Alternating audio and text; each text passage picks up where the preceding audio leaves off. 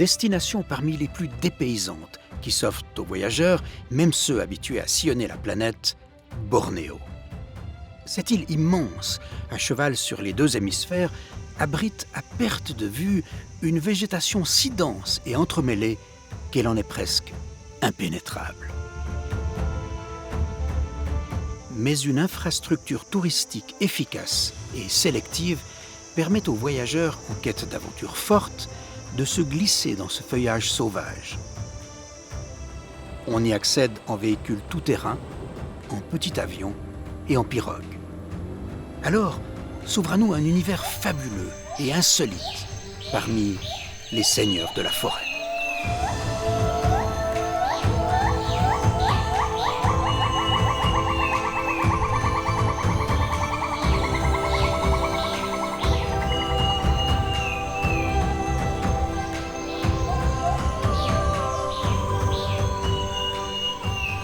Les hommes et les bêtes règnent ensemble sur ce territoire équatorial où l'eau partout s'écoule, du fait des arbres au sol, le long des rivières dissimulées sous un épais parasol d'arbres.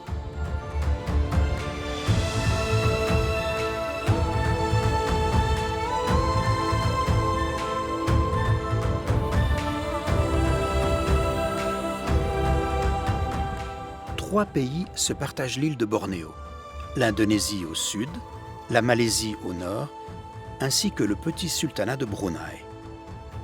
C'est dans la partie malaise que nous vous emmenons. Kota Kinabalu, chef-lieu de l'État de Sabah, au nord-est, une cité multiculturelle, moderne et accueillante. Dans les marchés, rares sont ceux qui s'offusquent devant une caméra.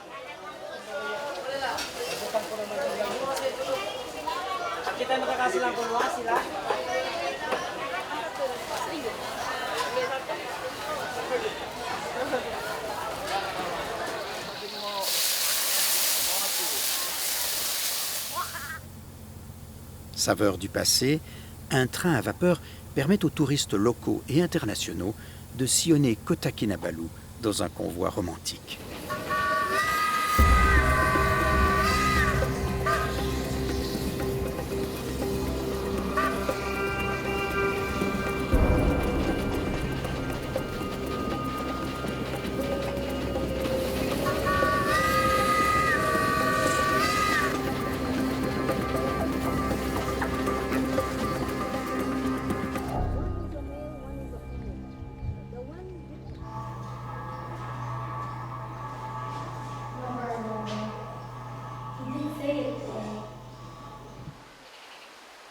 Dans les eaux peu profondes qui bordent la cité, les habitations sur pilotis colorent les rives.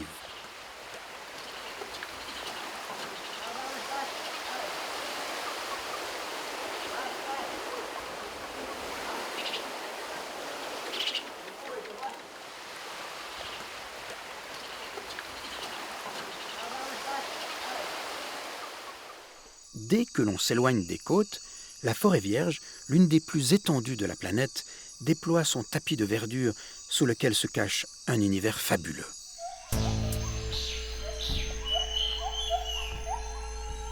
Nous partons pour Danum, au nord-est de l'île. Seuls des véhicules tout-terrain permettent d'y accéder. Chemin faisant, nous rencontrons un troupeau d'éléphants, ce qui n'est pas rare à en croire notre guide.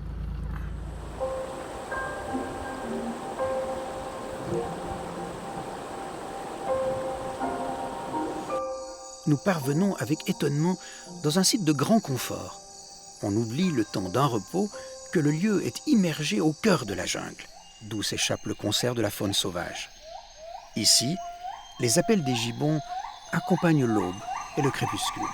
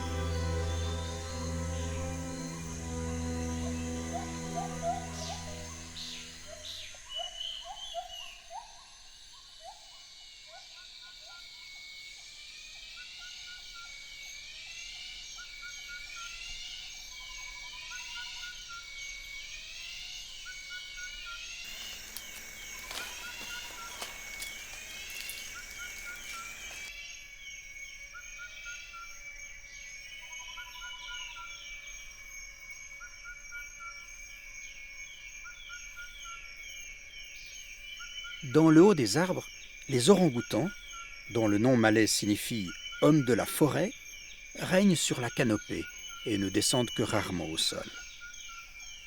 D'un poids pouvant atteindre les 80 kilos, ils ont une force plusieurs fois supérieure à celle d'un homme. Bon nombre d'animaux sauvages de Bornéo ne sont pas effrayés par les humains. Dans les rivières, certains poissons accourent même lorsqu'ils aperçoivent un pied immergé. C'est donc à l'homme d'avancer avec prudence dans un univers grouillant d'animaux, de jour comme de nuit. Les guides locaux connaissent parfaitement les dangers à éviter et grâce à eux, les accidents sont en fait extrêmement rares.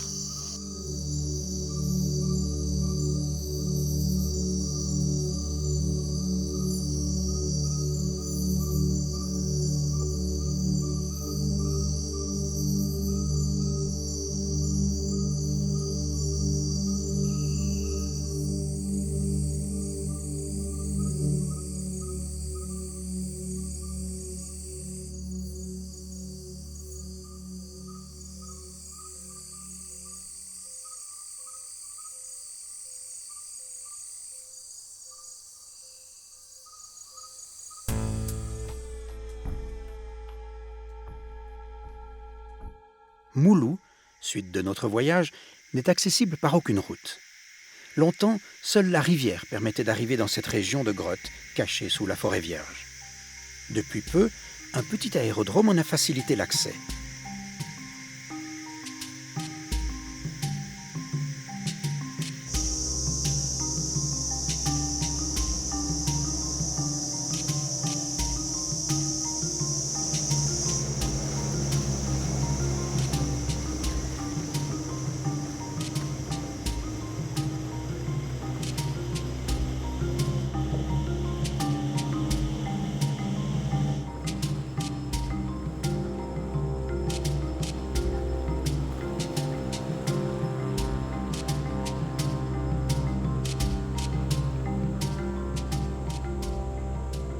Les villages, le long des cours d'eau, vivent dans une relative autarcie, grâce à une pêche abondante et une agriculture favorisée par la chaleur et les pluies.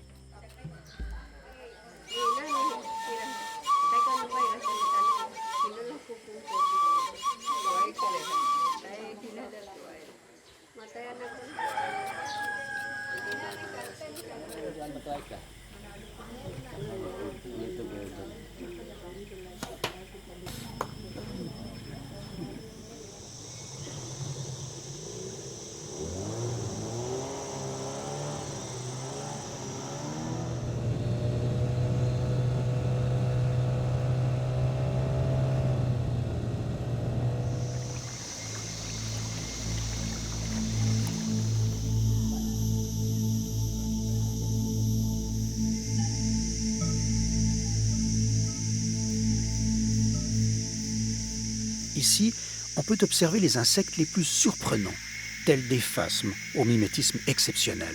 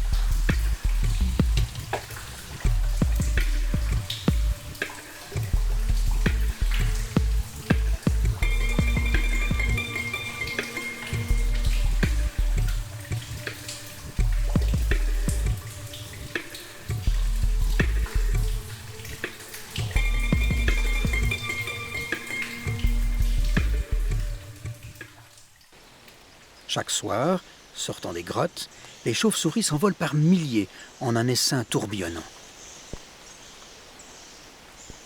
Quand une partie de la nature s'endort, une autre s'éveille.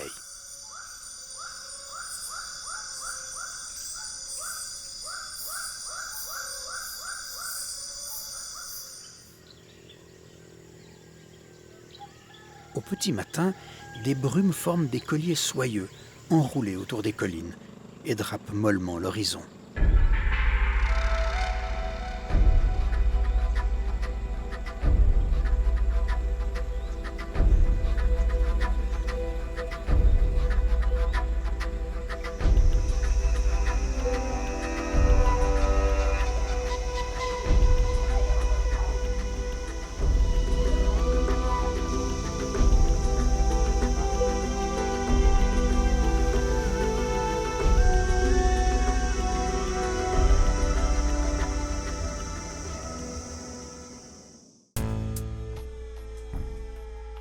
Nous nous envolons vers Cochin, chef-lieu de l'État de Sarawak, une ville à l'architecture soigneusement sculptée le long des rives, aménagée pour les promeneurs.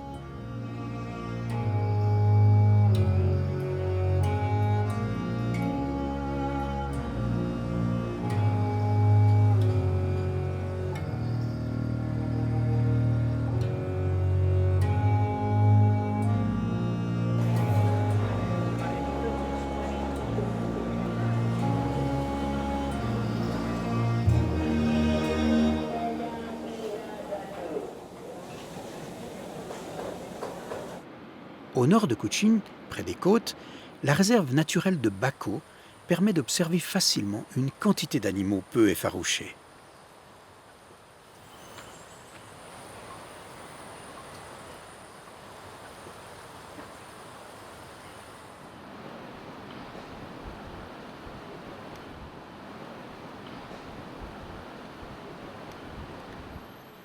C'est à Bornéo que vivent les étonnants singes nasiques. Il n'y a pas que leur nez qui soit proéminent. Leur système digestif crée des gaz qui leur gonflent le ventre.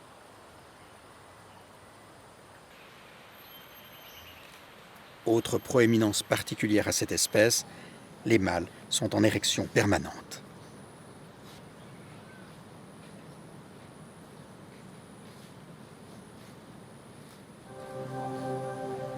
Non loin de là, Permai est aussi un lieu d'observation privilégié. Une série de bungalows, perchés à la hauteur des arbres, permet aux visiteurs de guetter la faune à partir de leur balcon.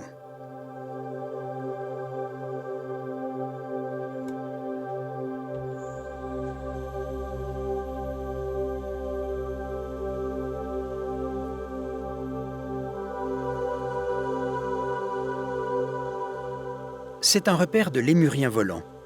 Le jour, ils dorment et forment une masse de poils agglutinés verticalement le long des troncs. En fin de journée, ils s'éveillent et commencent alors leur longue et minutieuse toilette. Puis, rituellement, ils grimpent aux fêtes des arbres, d'où ils s'élancent et planent grâce aux membranes reliées à leurs pattes. Oh!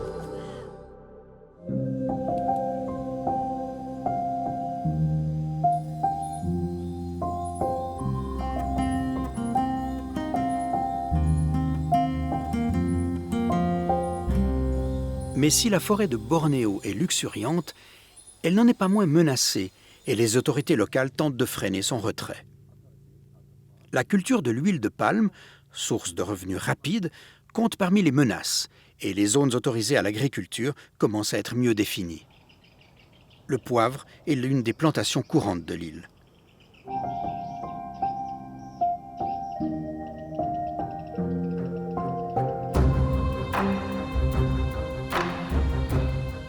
Victimes du braconnage et de la déforestation, les orang-outans font l'objet de soins particuliers, notamment dans la réserve de Semengo.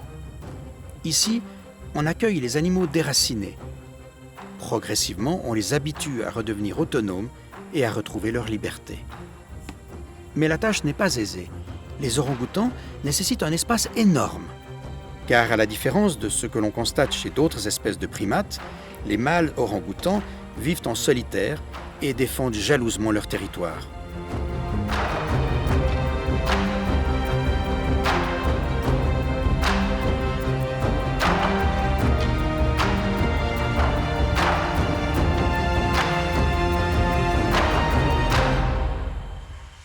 Semengo est l'une des réserves de Bornéo où l'on peut le mieux observer ces fascinants cousins de l'homme dont les gestes nous semblent si familiers.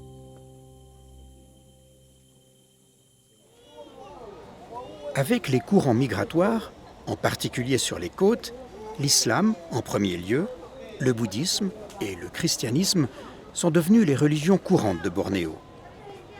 Mais les populations autochtones, si elles les ont adoptées, restent toutefois profondément marquées par leurs origines animistes. Dans un cimetière iban, en bordure d'une route, les tombes, même les plus récentes, en témoignent de manière frappante. Sous les toitures de tôle ondulée qui recouvrent les tombes, des offrandes sont déposées pour le voyage du défunt dans l'au-delà. Une croix indique que la personne était chrétienne. Un drapeau autonomiste de Bornéo signale ses convictions politiques. Sous la toiture, un matelas, un téléviseur et même un ventilateur pour le cas où il ferait trop chaud au paradis. Qui sont donc ces Iban, ces Dayeks, dont le nom fait encore frissonner parce qu'ils étaient connus comme coupeurs de tête?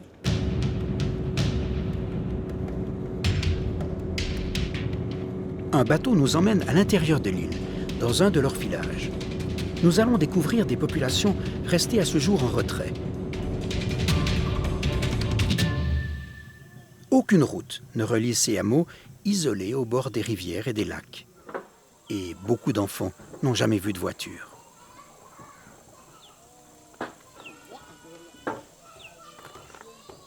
L'habitat traditionnel des Iban a survécu. Plusieurs familles sont regroupées au sein d'une longue maison, traversée d'un bout à l'autre par un couloir central derrière lequel sont aménagées les chambres.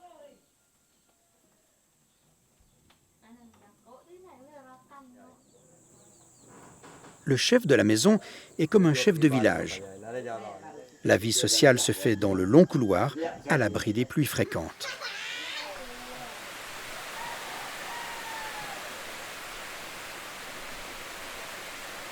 Longtemps, on suspendait ici les têtes coupées, fruit d'une chasse à l'homme faite sur les autres rives.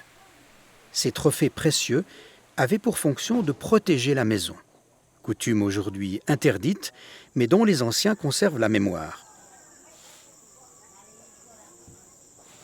Ici, les esprits sont toujours présents et ne doivent pas être perturbés. Régulièrement, on leur consacre un rituel et on continue de leur faire des offrandes.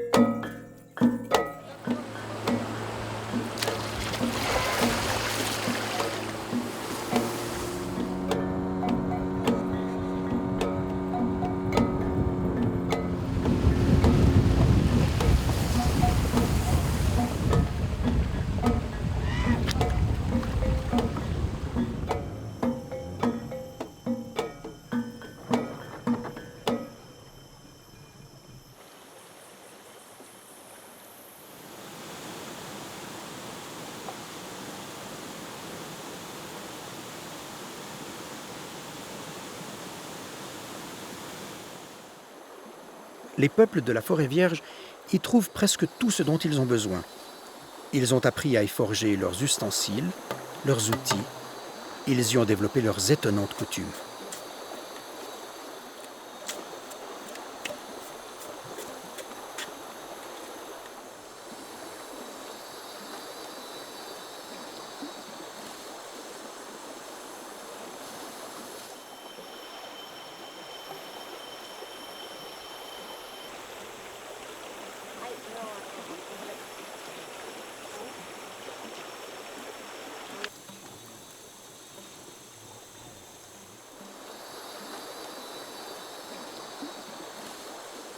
Plus que jamais, l'île de Bornéo se révèle être un indispensable poumon vert de l'Asie du Sud-Est. On ne revient pas de Bornéo sans conserver durablement les saveurs d'un monde préservé, insolite et enchanteur.